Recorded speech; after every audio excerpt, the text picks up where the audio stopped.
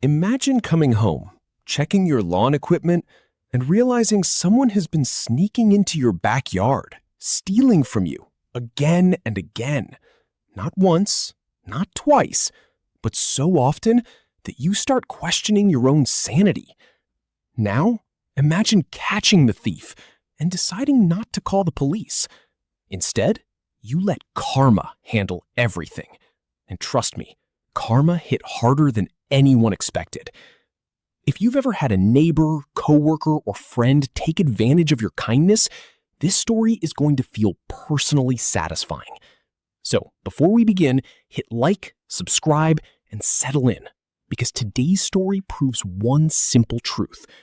Sometimes, revenge doesn't need violence. It just needs patience and creativity. I used to live in one of those peaceful suburban neighborhoods.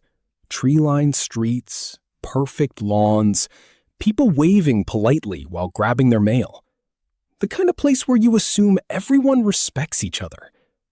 That assumption turned out to be my biggest mistake.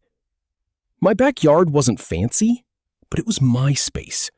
A small patio, a shed, and my lawnmower sitting beside a red 5-gallon gas can. Nothing special, just normal life.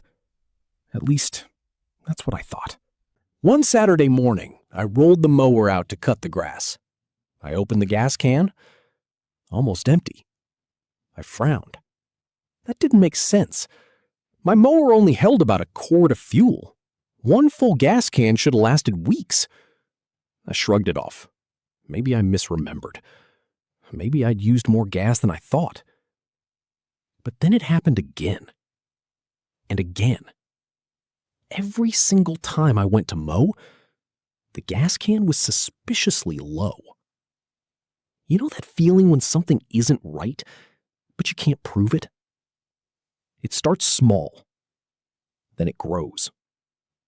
Soon, every time I left the house, a thought lingered in my head. Is someone coming onto my property? Back then, security cameras weren't cheap or easy, so I got creative. I set up my laptop near the back window, installed motion detection software, positioned a webcam facing the backyard. Honestly, I expected nothing. Maybe raccoons, maybe wind triggering the camera. But later that evening, I opened the recording, and my stomach dropped.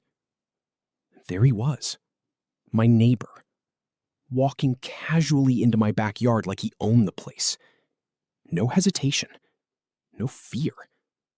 He grabbed my gas can, unscrewed the lid, poured fuel into his own container, then calmly walked away. 5 minutes after I had left the house. 5 minutes! He'd been watching my schedule, studying my routine. That realization burned more than the theft itself. This wasn't desperation. This was entitlement.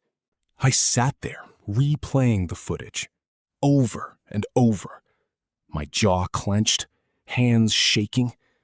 It wasn't just about gasoline anymore. It was the disrespect, the invasion. Someone deciding my hard work belonged to them. And the worst part? He returned the empty can every time, like I'd never notice, like I was stupid.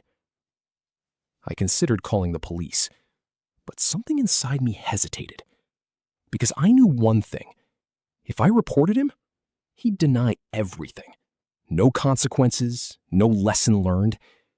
And honestly, I wanted him to feel what I felt. Helpless, frustrated, embarrassed. That's when the idea came. And once it entered my mind, I couldn't stop smiling.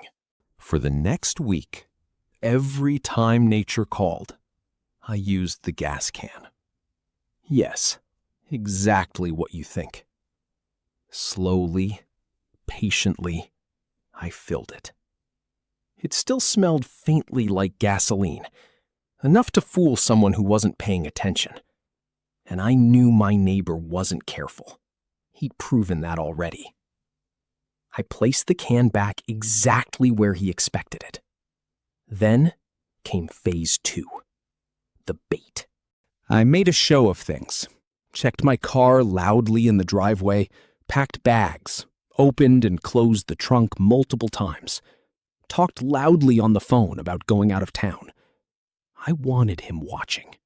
I wanted him confident. Before leaving, I even glanced toward his house, pretending not to notice him outside. Hook, line, sinker. I drove away, heart racing, half excited, half nervous. Would he take it? Would karma finally clock in for duty? I didn't actually leave town. I drove around for about an hour, then turned back. Car trouble, I told myself with a grin. As I pulled into the neighborhood, I immediately saw movement across the street. My neighbor stood in his front yard, red-faced, sweating, violently yanking the pull cord of his lawnmower, again and again and again. The engine refused to start. He cursed loudly, kicked the machine, pulled harder. It looked like he was about to explode. I parked casually, pretending ignorance. Inside, I was barely holding back laughter. I walked into my backyard, looked at the gas can. Empty. Every drop gone. He'd taken it, used it, exactly as planned.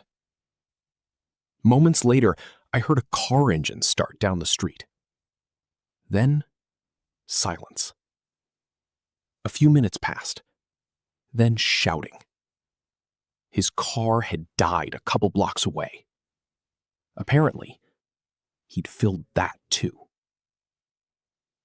I imagined the confusion, the realization slowly dawning, the smell, the horror.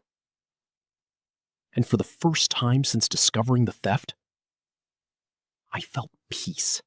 But here's where the story gets even better. Because this guy wasn't just a thief. Neighbors later told me stories, arguments, suspicious behavior, trouble with the law. Turns out, he already had outstanding arrest warrants. And suddenly, another idea crossed my mind. Something perfectly legal, perfectly harmless, perfectly poetic. Our county offered a sheriff's ride-along program. Citizens could apply to observe law enforcement work for a day. Applications required a name and address. So I filled one out, using his information. A few days later, a sheriff's vehicle pulled up to his house, lights flashing. Officers knocked, then stayed, then called for backup. Turns out, warrants don't disappear just because you ignore them. They arrested him right there, in front of everyone. The same yard where he'd stolen from me. The same street where he'd acted untouchable. And just like that, the neighborhood thief was gone. Watching that squad car drive away felt surreal.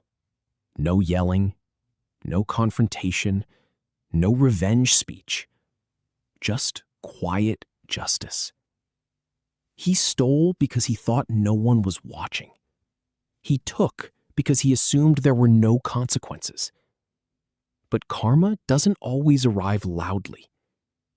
Sometimes it shows up disguised as patience. A webcam, a gas can, and one very bad decision. I never celebrated publicly, never told neighbors what happened. But I learned something important. People who constantly take from others eventually sabotage themselves. You don't always need to fight back aggressively. Sometimes you just step aside and let their own choices destroy them. If this story made you smile even a little, hit that like button and tell me in the comments, what's the most satisfying moment of karma you've ever witnessed? Don't forget to subscribe for more unbelievable revenge stories where justice always finds a way. And remember, respect your neighbors, because you never know who's quietly planning the perfect comeback.